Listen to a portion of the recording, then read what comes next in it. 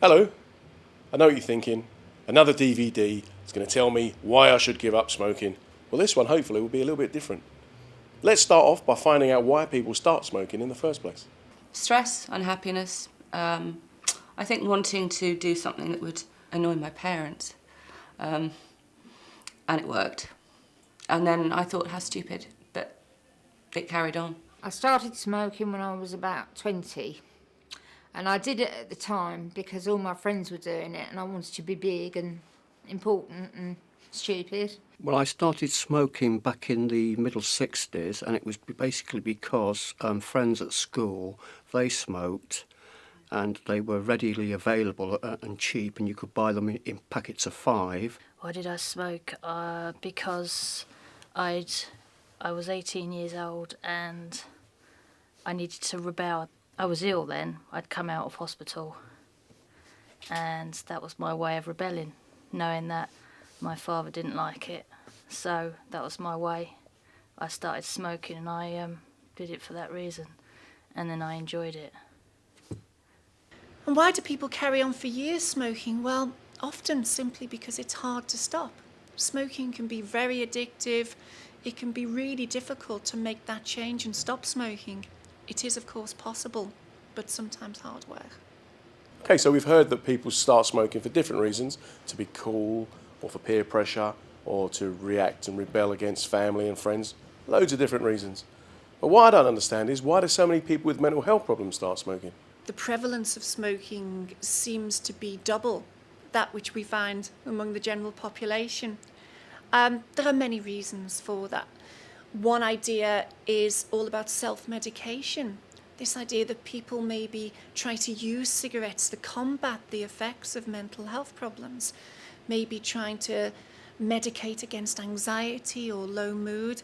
It's often not that effective, especially in the long term, but you can see why people might try to do that.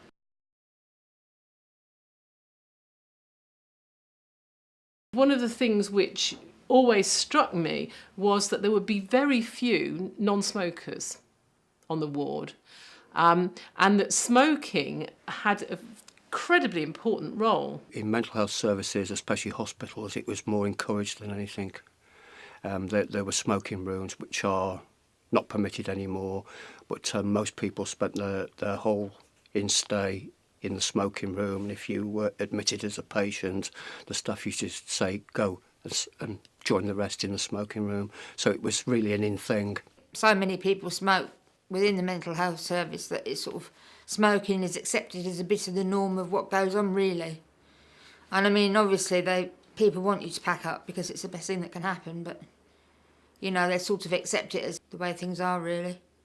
One reason why we often see a lot of smoking within mental health care settings is because smoking has actually become part of the culture of mental health care. This idea that mental health staff maybe don't see supporting patients to quit as a priority. Maybe even sometimes smoking has been encouraged, facilitated over time. I think that's changing. I think mental health staff are more positive about people quitting smoking. So I can see why people start smoking. I can see why people continue smoking. I understand why so many people with mental health problems smoke. But why would you quit? I mean, what's the downside to smoking? I think the most important ones were health reasons and social reasons. Health in that I became very aware of the effects of cigarettes on every part of your body, not just your lungs. You know, the effects on your heart, the risk of cancer was always at the back of my mind. You know, I had these scary images of the black lungs and all those things that you see on the back of packets and turn them over and say, oh no, it's nothing to do with me. I feel like I'm every day, you know, taking a step in the direction of making it less likely that I'm going to be one of those victims, really. But I'm doing a small part in repairing the damage that I have inflicted upon my system. We all have to die of something, but I'd quite like to have as much time being healthy as possible, thanks. Since giving up, my asthma has improved. I don't have to use my inhalers anymore, so that's the positive side of it. The teeth, it's too late for the damage, you know, I've done the damage, but at least I can save the teeth I have got left because I won't be doing any more damage now.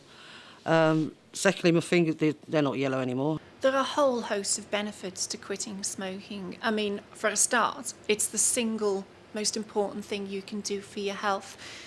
Not just in terms of cancer, heart disease, but also people say they feel fitter, more energetic, just feeling good about yourself and within yourself, even a few weeks after quitting smoking. The benefits, I think, outweigh everything, health-wise, mentally as well. I think the more alert and the social aspect of it as well. I can smell smoke a mile off now and really notice it if someone's talking to me, they've been smoking. Not nice. And I don't smell all the time. My clothes don't smell all the time. I didn't have that added worry of, do people think I'm smelly and dirty because of the smoke? So that's how it's benefited me, definitely. Well, obviously financially it's helped. You have more money, and in a very short space of time, my finances recover quite remarkably. You know, it's amazing. You sort of run into the cash point every day. Now I don't. Of course, there's the financial benefits, there's the benefits to how you look. Even a few weeks after quitting, your appearance will improve. But most importantly, actually, all my life I've had sort of blotchy skin and stuff. And I didn't think it was smoking because it was always blotchy. And now, since I've given up, the blotchiness has just gone. So in that way, it made me feel better about myself, because obviously depression, you've got no self-esteem, you know. So in that respect, it did help. The best reason to quit smoking is about grabbing back some control over your life. Maybe not spending money funding the tobacco companies and the tax man. Take back control, quit smoking. Maybe that's the best reason.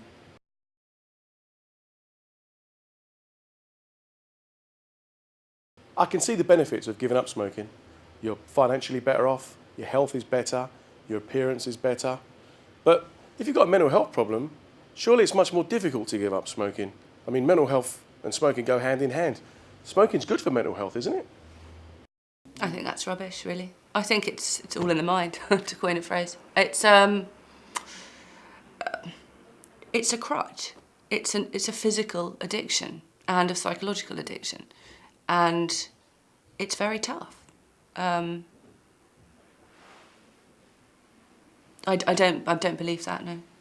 I think that I've had a really bad meeting, I'm going to go out for a fag. Actually, how's that going to help? I would use smoking for when I was anxious and panicky, but then you soon realise that as you're having a panic attack and you're having a cigarette, it doesn't actually work. It's a bit of a myth, really, that smoking can somehow be beneficial for your mental health. We can see why people think that. You know, you see someone lighting up a cigarette and maybe the first thing they feel is a bit of relief, relaxation.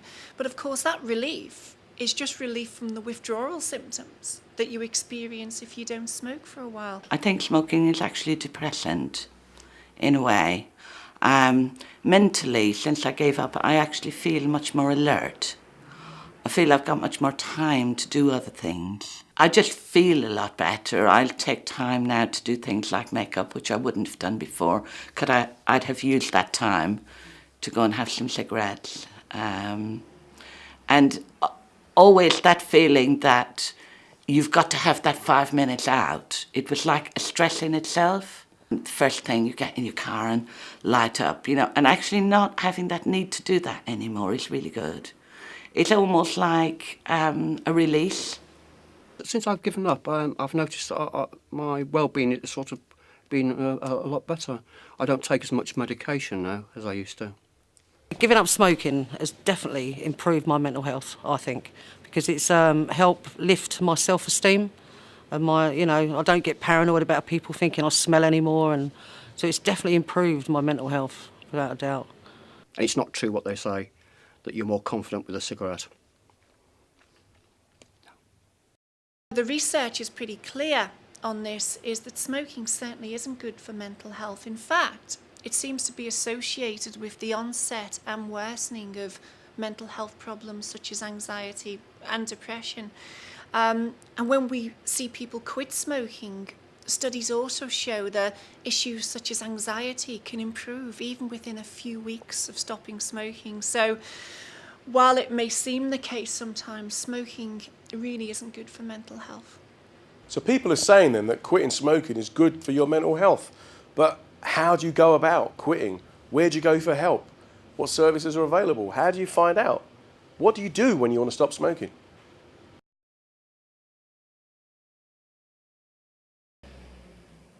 Willpower. It's going to have to, has to kick in at some point. Mostly willpower. I think when I gave up, I tended to exercise more. Because I could, because I felt better. I was given this tablet that you take in the morning and at night, and it mirrors the receptors in your mind, in your brain, where all the cravings that you'd normally get. This tablet mirrors it, so I don't get the cravings that I would normally get. So, I mean, that's obviously been the biggest step in giving up with that. That's helped so much. I found through Guildford a smoking class in the evening, one-to-one, that I put my name forward to, and I went, and it was on a weekly basis, and it was about 15 minutes a time, and I was on patches and lozenges, and that's how I gave up. And I found going weekly, and it was a one-to-one, I kicked the habit a lot quicker.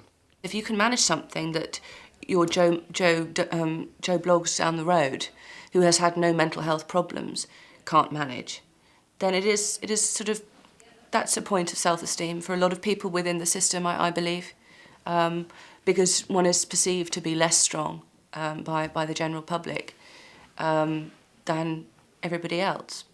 People quit in all sorts of different ways. The one single most important tip I can give people who are thinking about quitting smoking is don't do it on your own. Go and get some help.